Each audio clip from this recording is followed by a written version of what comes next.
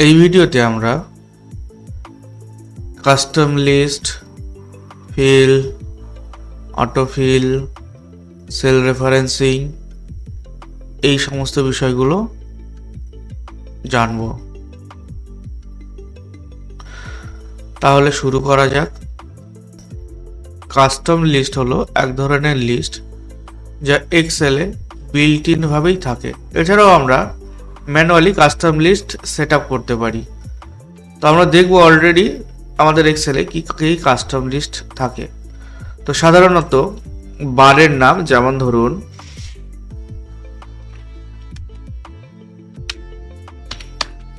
Sunday. এক্ষেত্রে দেখুন এটা আমাদের সিস্টেমে বা আমাদের এক্সেলে বিল্ট ইন ভাবেই সেট আপ করে রাখা আছে। দেখুন অটোমেটিক্যালি যদি আমি এটাকে ট্র্যাক করি, মানে ফিল দ্বারা ট্র্যাক করি, তাহলে দেখুন অটোমেটিক্যালি এটা Sunday, Monday, Tuesday, Thursday, Friday, Saturday, সাবার অটোমেটিক্যালি রিপিট করছে। তো এইভাবে আমরা সাধারণত কাস্টম লিস্ট অ্যাপ্লাই করে থাকি। যেহেতু এটা লিস্টে অলরেডি সেভড আছে, সেই জন্য এটা লিস্ট আকারে এইভাবে পরপর আসছে। আমরা যদি অন্য যে কোনো ওয়ার্ড নিই, যেমন ধরুন আমরা নিচ্ছি গান, এক্ষেত্রে কিন্তু শুধু গানটাই কপি হবে, এই ক্ষেত্রে অন্য কোনো ভ্যালু আসে না। তো কাস্টম লিস্ট আর নর্মাল ওয়ার্ডের মধ্যে ব্যাপারটা তো তফাৎ করা গেল। তো দেখুন আমাদের কাস্টম লিস্টে প্রিডিফাইন্ড কী কী লিস্ট থাকে। তো এখানে আমরা বললাম বারের নাম, সানডে মানডে আসলো, সানডে মানডে শর্ট ফর্ম আসে SUN। তো আমি সানটাকে যদি লিখে তিনটা, এটাও কাস্টম লিস্ট আকারে থাকে। আবার ধরুন মান্থের নাম JANUARY, জানুয়ারি। তো জানুয়ারি এটিও কাস্টম লিস্ট আকারে সেভ থাকে। দেখতে পাচ্ছেন যখনই শেষ হয়ে যাবে তারপর আবার প্রথম থেকে শুরু হয়। আবার ধরুন জান, এটাও আমাদের এখানে কাস্টম লিস্ট আকারে সেভ থাকে। সাধারণত এই কটা জিনিসই কাস্টম লিস্টে সেভ থাকে, বারের নাম, মান্থের নাম। তো এইবার আমরা দেখব আমরা কি করে আলাদাভাবে এক্সেলে কাস্টম লিস্ট সেট আপ করতে পারি। তো কাস্টম লিস্ট সেট আপ করার জন্য আমাদের এখানে রয়েছে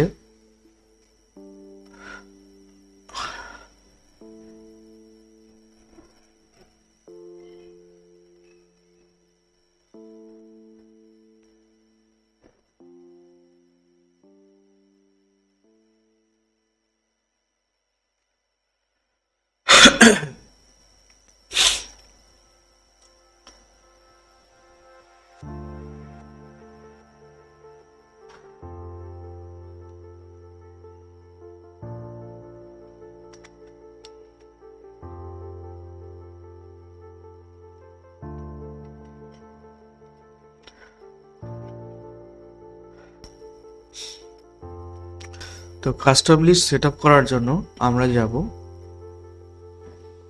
ফাইল, এখান থেকে অপশনস। তো আমাদের এখানে নতুন একটা ডায়ালগ চলে আসবে এক্সেল অপশনস বলে। তো ডায়ালগটা ওপেন হবে। ডায়ালগটা ওপেন হওয়ার পরে আমরা অ্যাডভান্সে যাব। অ্যাডভান্সে গিয়ে স্ক্রোল করলে আমরা নিচে কাস্টম লিস্ট পেয়ে যাব। তো দেখুন এখানে create list for use in sorts and fill sequences, custom list. Edit custom লিস্টে আমরা যদি ক্লিক করি তাহলে এখানে আমরা অটোমেটিক্যালি দেখুন দেখতে পাবো কি কি আমাদের কাস্টম লিস্ট হিসেবে সেভ আছে। দেখুন মানডে টুইসডে, জানুয়ারি ফেব্রুয়ারি, মানডে টুইসডে, জানুয়ারি অটোমেটিক সেভ আছে। আমরা যদি এখানে নিউ লিস্ট অ্যাড করতে চাই তাহলে অ্যাডে ক্লিক করব। অ্যাডে ক্লিক করলে এখানে আমরা লিস্ট এন্ট্রি পেয়ে যাবো। তো এখান থেকে আমরা লিস্ট এন্ট্রি করতে পারি। যেমন ধরুন আমি এখানে ফ্রুটসের নাম অ্যাড করছি।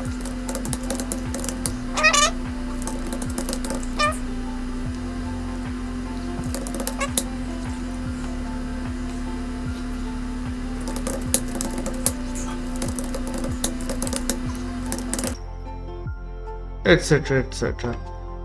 এছাড়াও এখানে আমরা লিস্ট ইম্পোর্ট করতে পারি। যদি আমাদের এক্সেলে কোথাও লিস্ট সেভ থাকে সেই লিস্টটাকে আমরা ইম্পোর্টও উপরে রাখতে পারি। এই কাস্টম লিস্ট আমাদের খুব কাজে দেয় যখন আমরা কোনো একটা সিকোয়েন্সকে বারবার ইউজ করি, তখন এই কাস্টম লিস্টটা খুবই আমাদের কাজে দেয়। যাই হোক, এক্ষেত্রে আমি ফ্রুটসের নামটা অ্যাড করে দিলাম। ওকে ক্লিক করব, দেখুন নতুন লিস্ট আকারে এটা সেভ হয়ে যাবে। দেখুন এডিট কাস্টম লিস্টে যদি আমি যাই, ক্ষেত্রে লিস্টটা সেভ হয়ে আছে। এই দেখুন ফ্রুটসের চলে এসে না, ম্যাঙ্গো বানানা চলে এসে। তাহলে এটা আমরা ইউজ করতে গেলে আমাদের কোনো অসুবিধাই হবে না। এখানে যদি আমরা লিখি ম্যাঙ্গো MANGO, তাহলে দেখুন অটোমেটিক্যালি এটা নিয়ে নেবে, আশা করি এটা নিয়ে নেবে। ম্যাঙ্গো বানানা লেমন অরেঞ্জ গ্রেপস আবার যখন রিপিট করছে। তো সাধারণত কাস্টম লিস্টটা আমাদের এইভাবে কাজ করে। আমরা যদি এখানে বানানাও লিখতাম BANANA, তাহলে বানানার পর থেকে লিস্টটা আবার রিপিট করতো। দেখুন বানানা লেমন অরেঞ্জ। তো কাস্টম লিস্ট এইভাবেই কাজ করে। এবার আমরা দেখব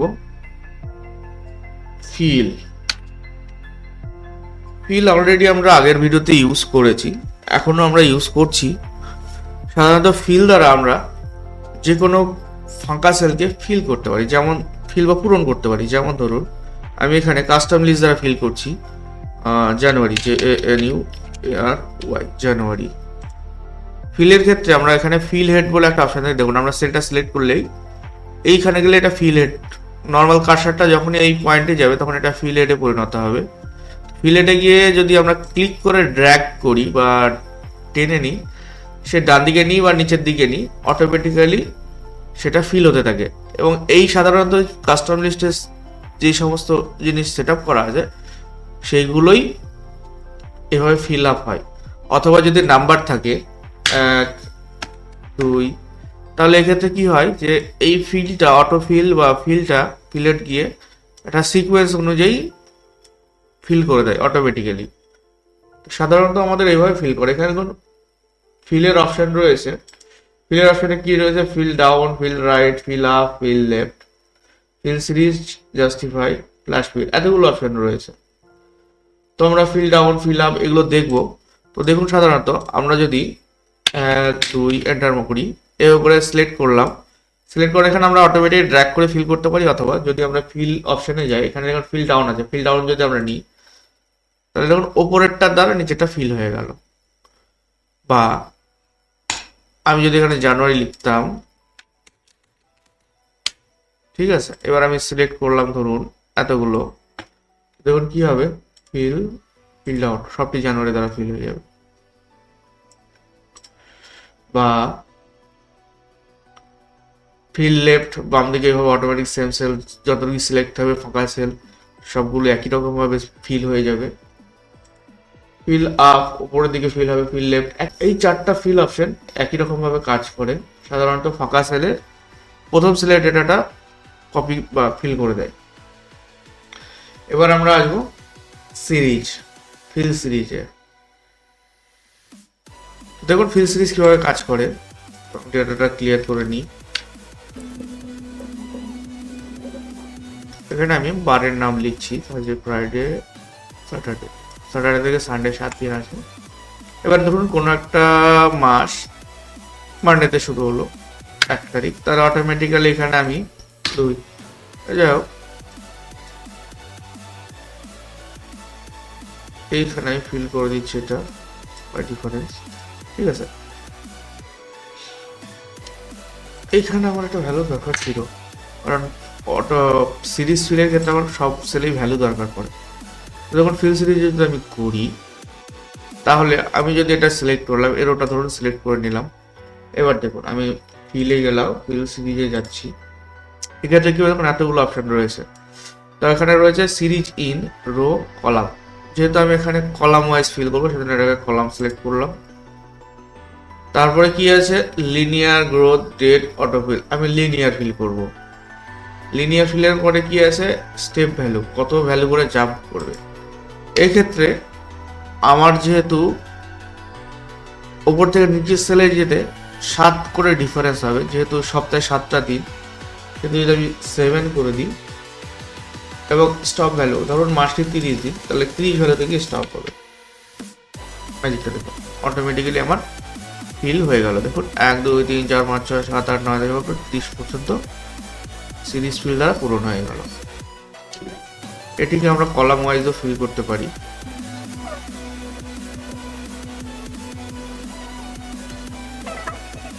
এক্ষেত্রে একই রকম হবে। আমি প্রথম রোটা সিলেক্ট করলাম, প্রথম কলামটি সিলেক্ট করলাম, ফিল সিরিজ, এবার রো ওয়াইজ হবে।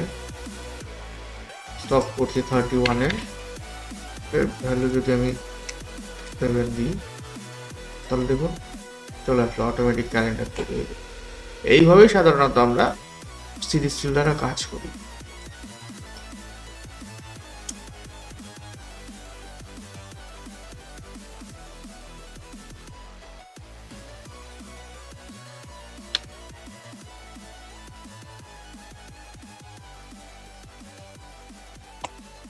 তো এইভাবে আমরা ফিল সিরিজ নিয়ে কাজ করতে পারি।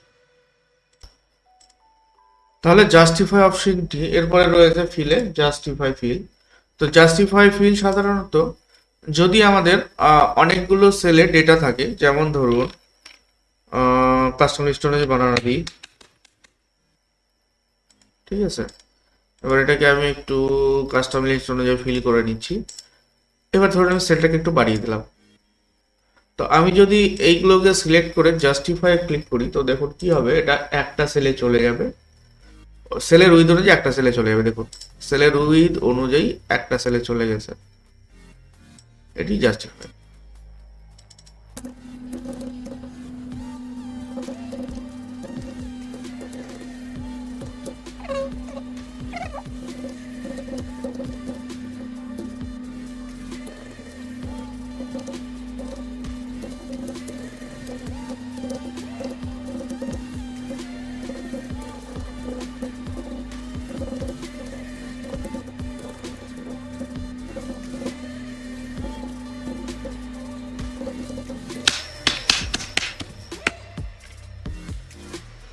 এই ডেটাগুলো আমরা এন্ট্রি করে নিলাম। এবার দেখবো ফ্ল্যাশ ফিল কিভাবে কাজ করে।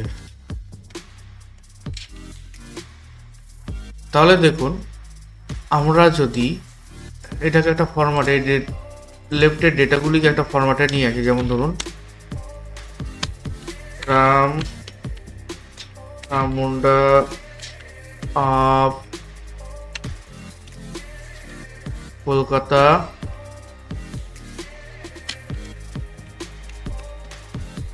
ফোন 9214565885। তাহলে এখানে দেখুন আমি লেফটের ডেটাগুলো দিয়ে সেট লিস্টটি রেডি করলাম। এইবার এক্ষেত্রে ফ্ল্যাশ ফিল কিভাবে কাজ করে। এবার যদি আমরা এই সেলটাকে সিলেক্ট করে ফ্ল্যাশ ফিলে যাই, ফিল দেন ফ্ল্যাশ ফিল, দেখুন কি হচ্ছে, অটোমেটিক্যালি আমাদের লেফটের ডেটা অনুযায়ী সেলটি পূরণ হয়ে গেল। তো ফ্ল্যাশ ফিল আমাদের এইভাবেই কাজ করে। তো ফ্ল্যাশ ফিল অপশনটাকে আমরা কোথায় কোথায় থেকে পাই। তো ফ্ল্যাশ ফিল, আচ্ছা এক্ষেত্রে আমরা বলে রাখি ফিল আর ফ্ল্যাশ ফিলের মধ্যে তফাৎটি। তো দেখুন এক্ষেত্রে যদি আমি অটো ফিল করি তাহলে কি হবে, দেখুন সবগুলো সেম ডেটা কপি হয়ে যাচ্ছে। এক্ষেত্রে যদি আমি এখানে এই অপশনটাতে যাই, এখানে আমি কি পাই, কপি সেলস, তাহলে উপরের ততটাই পুরো সেলে কপি হলো। Cell fill formatting only, fill without formatting, মানে আমাদের যে সেলের ফরম্যাটিং আছে সেই ফরম্যাটিং সহ কপি হবে। এখানেও আমরা একটা ফ্ল্যাশ ফিলের অপশন পেয়ে যাই। তো ফ্ল্যাশ ফিল করলে অটোমেটিক্যালি সেটা আমার লেফট কলামের তথ্য অনুযায়ী হয়ে যাচ্ছে। এইবার দেখুন সাধারণত আমরা ফ্ল্যাশ ফিল লেফট কলামের তথ্যগুলোকে কম্বাইন বা কোনো একটা প্যাটার্নে ফিল করার জন্যই ব্যবহার করে থাকি। এছাড়া ফ্ল্যাশ ফিল অপশনটাকে আমরা পেয়ে যাই ডেটা মেনুতে। এখানে দেখুন ফিল অপশন রয়েছে, ফ্ল্যাশ ফিল বাটনটির দ্বারাও ফ্ল্যাশ ফিল করা যায়। এইবার আমরা দেখব এই ভিডিওটির গুরুত্বপূর্ণ অংশ, সেল রেফারেন্সিং। রেফারেন্স কথার অর্থ হলো অ্যাড্রেস, বা আমরা কোনো একটা সেলকে কিভাবে অ্যাড্রেস করছি। এখানে আমরা সাধারণত সেলের অ্যাড্রেস জানছি, যে কোনো সেলের অ্যাড্রেস তার কলাম নাম্বার এবং রো নাম্বার অনুযায়ী হয়। যেমন ধরুন ফোন যেই সেলটিতে আছে সেটার অ্যাড্রেস D1, বা কল্যাণী মণ্ডলের যে ফোন নাম্বার সেটা D7 রয়েছে। তো D7 হচ্ছে অ্যাড্রেস। সেল রেফারেন্সিংটা আমরা বেসিক্যালি ইউজ করি যখন আমরা ফর্মুলা ইউজ করি। বিভিন্ন ফর্মুলা ব্যবহার করার সময় আমাদের সেল রেফারেন্সিংকে আমাদের ইউজ করতেই হয়। তো মাইক্রোসফট এক্সেলে বা স্প্রেডশিটে সেল রেফারেন্সিং দুই ধরনের হয়। একটা হচ্ছে অ্যাবসলিউট সেল রেফারেন্সিং এবং আরেকটি হচ্ছে relative cell referencing. Absolute cell referencing আমরা যেটা করি সেটা হচ্ছে সেলের অ্যাড্রেসটাকে আমরা ফিক্সড করে দিই এবং সেই ফর্মুলাটাকে যদি আমরা কপি করি অন্য জায়গায়, সেম অ্যাড্রেস নিয়েই কাজ হয়। এবং রিলেটিভ সেল রেফারেন্সিংয়ে কী হয়, আমরা যদি সেলের অ্যাড্রেসটিকে কপি করি, এক্ষেত্রে কী হয়, সেল অ্যাড্রেসের সাথে সেই সেলের অ্যাড্রেসটিও চেঞ্জ হয়ে যায়। এই এক্সাম্পলটি দেখুন, তাহলে আপনারা বুঝতে পারবেন। এক্ষেত্রে আমরা প্রথমে রিলেটিভ সেল রেফারেন্সিং ইউজ করব। যেমন ধরুন আমি যদি ফুল নেম বানাতে চাই,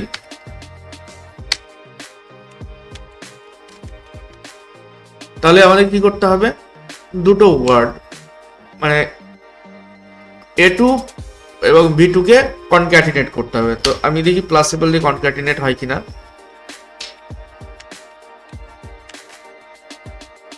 হচ্ছে না। এক্ষেত্রে আমাকে ফাংশন ইউজ করতে হবে কনক্যাটেন্ট ইজ ইকুয়াল টু, অ্যাকচুয়ালি এটা কনক্যাটিনেট না, হবে না, কনক্যাট হবে। কনক্যাট ফর্মুলা ইউজ করতে হবে। তাহলে দেখুন এক্ষেত্রে আমরা কি করলাম, কনক্যাট করে দিয়ে আমরা কি করছি দেখুন, আমরা যদি এক্ষেত্রে সেল অ্যাড্রেস ফর্মুলাটা লক্ষ্য করবেন, এক্ষেত্রে সেল অ্যাড্রেস হচ্ছে A2 B2 এবং এটাকেই যদি আমরা অটোফিল হিসাবে ইউজ করি, দেখুন কি হবে, অটোমেটিক্যালি অটোফিল অনুযায়ী ফর্মুলাটা সব সেলের জন্য আলাদা আলাদা সেল অ্যাড্রেস নিয়ে কাজ করে, আলাদা আলাদা সেল রেফারেন্স নিয়ে কাজ করছে। এক্ষেত্রে দেখুন লাস্টেরটি ইউজ হচ্ছে কি A7 B7। তো শুরুতেই আমার এখানে একটা স্পেস দিয়ে দেওয়া উচিত ছিল, স্পেস দিয়ে দিই। তো আমরা ফর্মুলাতে সাধারণত টেক্সট ইউজ করতে হলে আমাদের সেখানে স্পেস ইউজ করতে, যদি আমরা কোনো এক্সট্রা টেক্সট ইউজ করতে হয় সেখানে আমরা ডবল কোটেশনে আমাদের টেক্সট ইউজ করতে হয়। এবার দেখুন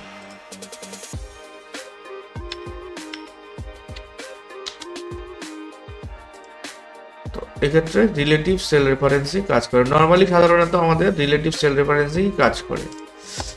এইবার কোনো ক্ষেত্রে আমাদের যদি ওই সেম সেলের ভ্যালুটি অন্য কোনো জায়গায় দরকার পড়ে, সেক্ষেত্রে আমরা রিলেটিভ সেল রেফারেন্সিং ইউজ করতে পারি না। সেক্ষেত্রে রিলেটিভ সেল রেফারেন্সিং ইউজ করলে আমাদের ক্যালকুলেশনে এরর আসে। তো আমি এখন দেখাবো অ্যাবসলিউট সেল রেফারেন্সিং কী করে আমরা ব্যবহার করি। তো অ্যাবসলিউট সেল রেফারেন্সিংয়ের ক্ষেত্রে কি হয় যে আমাদের সেল অ্যাড্রেসগুলো ফিক্সড হয়ে যায়। এক্ষেত্রে দেখুন আমরা কিছুই না, শুধুমাত্র কলাম নাম্বার বা কলাম নেম বা রো নাম্বারের আগে একটা করে ডলার সিম্বল ইউজ করব। ইউজ করলেই কি হবে, এটা আমাদের অ্যাবসলিউট সেল রেফারেন্সিং হবে। যেমন ধরুন আমি এখানে অ্যাবসলিউট করে দিলাম, A2 কে অ্যাবসলিউট করে দিলাম, তাই সেক্ষেত্রে কি হবে দেখুন, একটু এখানে রামুন্ডা আছে। তো দেখুন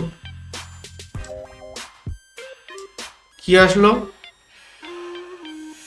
রামটা যেহেতু অ্যাবসলিউট ছিল, রামের রেফারেন্স একটা অ্যাবসলিউট থাকলো, ওর সব জায়গায় এক্ষেত্রে কি হলো যে A2 সেলকেই রেফারেন্স করলো এবং বি কলামের যেহেতু ডেটাটা মানে রিলেটিভ ছিল, এক্ষেত্রে কি হলো B7টা রোড নাম্বারটা চেঞ্জ হলো। এবার দেখুন আমি যদি দুটোকেই করে দিই, ধরুন আমি 2কে রেফারেন্স অ্যাবসলিউট করে দিলাম, যেখানে সবসময় রো নাম্বার 2ই থাকবে। এবার দেখুন কি হচ্ছে, যেহেতু একই কলামে ঘটছে সেই জন্য এক্ষেত্রে বি অলরেডি যেহেতু বি ফিক্সড, সেই জন্য এক্ষেত্রে বিটি অ্যাবসলিউট হিসেবে ইউজ হলো, কিন্তু এখানে বি রিলেটিভ আছে। এক্ষেত্রে আমরা ডান দিকে যদি ড্র্যাগ করি তাহলে কি হয় দেখুন, রাম কলকাতা, যেহেতু এক্ষেত্রে আমরা কি করলাম যে কলাম অনুযায়ী করলে কলাম অনুযায়ী সেল রিলেটিভ হয়ে যায়, সেহেতু এক্ষেত্রে কি হলো দেখুন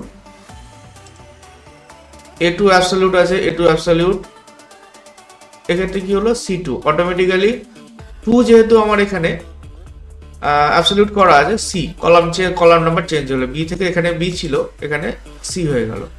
তো সাধারণত এইভাবে অ্যাবসলিউট সেল রেফারেন্সিং এবং রিলেটিভ সেল রেফারেন্সিং কাজ করে। এটি একটি খুবই গুরুত্বপূর্ণ অংশ, বিভিন্ন ক্ষেত্রে এটি আমাদের খুবই কাজে আসে। এই ভিডিওতে আমরা শিখলাম cell referencing relative cell reference, absolute cell reference, custom list, fill, autofill, flash fill, series fill. এই বিষয়ে আপনাদের যদি কোনো প্রশ্ন বা জিজ্ঞাসা থাকে বা আপনারা যদি আরও কোনো কিছু জানতে চান অবশ্যই কমেন্টে মেনশন করবেন। ভিডিওটি দেখার জন্য অসংখ্য ধন্যবাদ। ভিডিওটি ভালো লাগলে আমাদের এই চ্যানেলটি অবশ্যই সাবস্ক্রাইব করুন এবং কমেন্ট বক্সে আপনাদের মূল্যবান মতামত অবশ্যই জানান। অসংখ্য ধন্যবাদ।